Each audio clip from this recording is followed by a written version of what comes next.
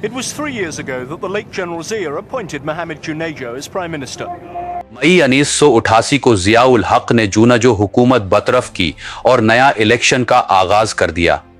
अगस्त में वो खुद हादसे का शिकार हो गया और गुलाम इसहाक खां सदर बन गया। अब तक आप साहब ने ये अंदोहनाक खबर सुन ली होगी कि सदर ममलिकत जनरल मोहम्मद जियाउल हक साहब का आज से पहर हवाई हादसे में इंतकाल हो गया।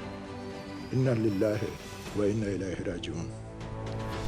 फिर उस वक्त की एस्टैब्लिशमेंट ने सूच विचार करके 10 नवंबर को इलेक्शन की तारीख रखी, क्योंकि उन दिनों बेनज़ीर हामिला थी और उनके हिसाब से वो नवंबर के पहले हफ्ते ज़ुचगी से फारिग हुई, जिसका मतलब ये था कि बेनज़ीर नवंबर के महीने में इलेक्शन मुहिम चलाने के काबिल न थी और 16 नवंबर तक वो घर से बाहर ही नहीं निकल सकती थी। बेनज़ीर एक मारूफ सियासतदान थी।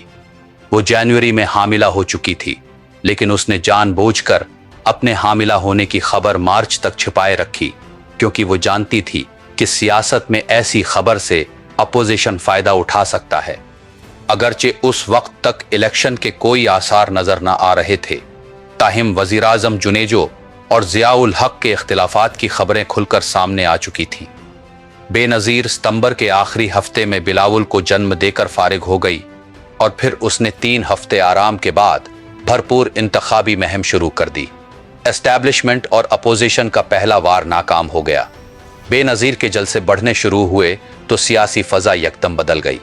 एक बच्चा भी देख सकता था कि अवामी लहर किसके साथ है। एस्टैब्लिशमेंट और अपोजिशन ने फिर दूसरा वार किया।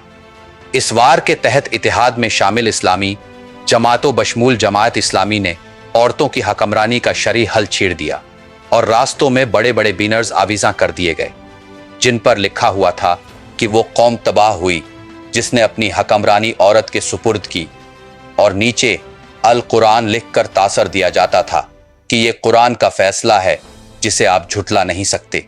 इन दिनों एक टीवी प्रोग्राम में जब जमात इस्लामी के कायद हुसैन अहमद से पूछा गया कि अय्यूब खां के मुकाबले में जमात इस्लामी के बानी मौदूदी ने फातिमा जनाह की सदारती मुहिम की हमायत क्यों की, तो जवाब में काजी साहब ने फरमाया कि अय्यूब खां के मुकाबिल फातिमा जनाह कमतर बुराई थी, उसलिए हमने उसे सपोर्ट किया। अगला सवाल पूछा गया कि क्या शरई अहकामात के हवाले से कमतर बुराई अख्तियार करने की इजाजत होती है। जवाब में काजी साहब ने सवाल पूछने वाले पर शरीयत का मजाक उड़ाने का इल्जाम आयद कर दिया और इंटरव्यू अधूरा छोड़कर चला गया। बाद में काजी साहब को फातिमा जनाह को कमतर बुराई कहने पर पूरे पाकिस्तान की लान तान भी बर्दाश्त करनी पड़ी, जो उनके लिए नई बात नहीं थी। उस कमतर बुराई के शोर में भी नज़ीर के खिलाफ ये शरई उज़र की मुहिम भी नाकाम हुई। वक्त तेजी से गुजर रहा था। बेनज़ीर अपने जलसों और रैलियों के जरिए खेल पलटने की तैयारी कर रही थी। बेनज़ीर के जयाले हशरात लार्ज की तरह उसके हर जलसे को भर रहे थे। फिर एक दिन नवाज शरीफ ने मॉडल टाउन में इत्तेहादी जमायतों के सरबराहान समेत सीनियर सहाफ़ियों का इजलास बुलाया। इस इजलास का मकसद बेनज़ीर और नसरत भट्टो की जाली तस्वीर और उनके खिलाफ शर्मनाक मुहिम की इब्तिदा करना था। 4 दिन बाद हुसैन हक्कानी, जो उस वक्त अमेरिका में पाकिस्तानी सफ़ीर की हैसियत से था, उसने मीटिंग में एक तस्वीर पेश की जिसमें समंदर के साहिल पर बैठी एक बरहना औरत पर बेनज़ीर का चेहरा लगाया गया था।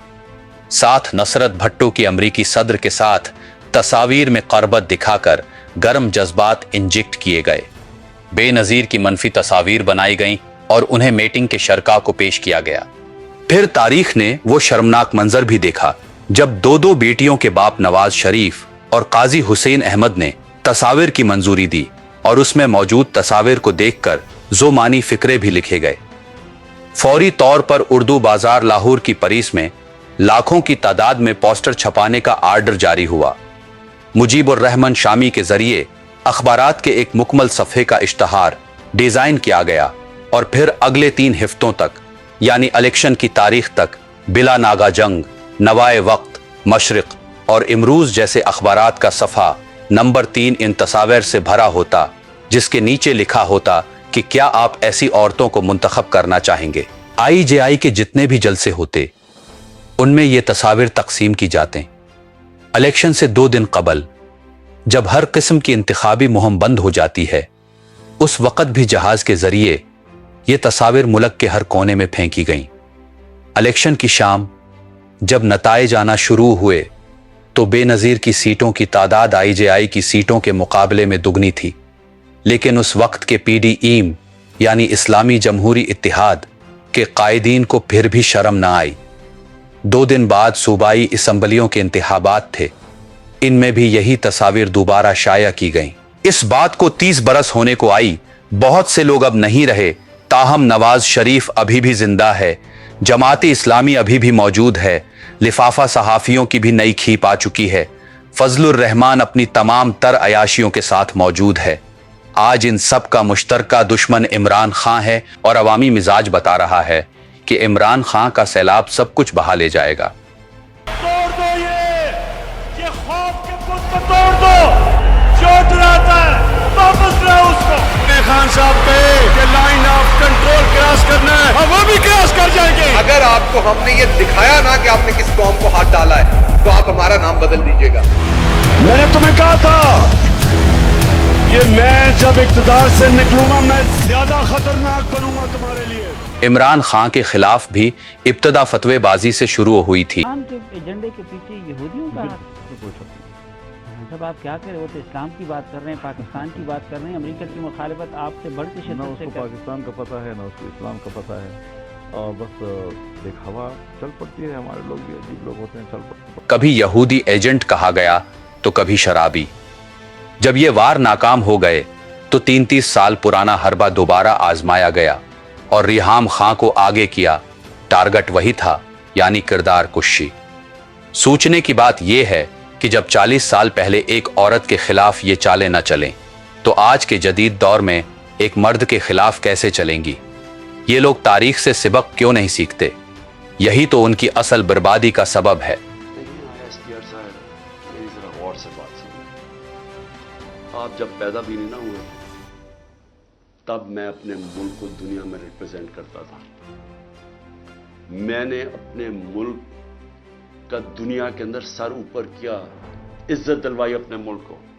उठा के देख लें, आप भूल गए होंगे, आप पैदा नहीं हुए होंगे, जरा पता चलवा लें कि इमरान खान ने क्या पाकिस्तान की दुनिया में इज्जत ऊपर की या नीचे की।